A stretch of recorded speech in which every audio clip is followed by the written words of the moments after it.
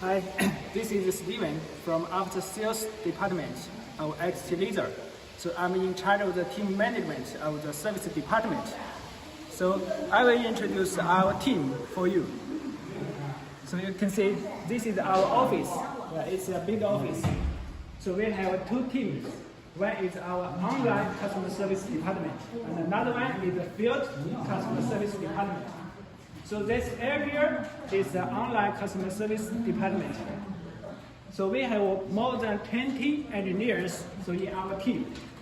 So we can see they are working. Our engineer is solve the problems of the machine for our customers.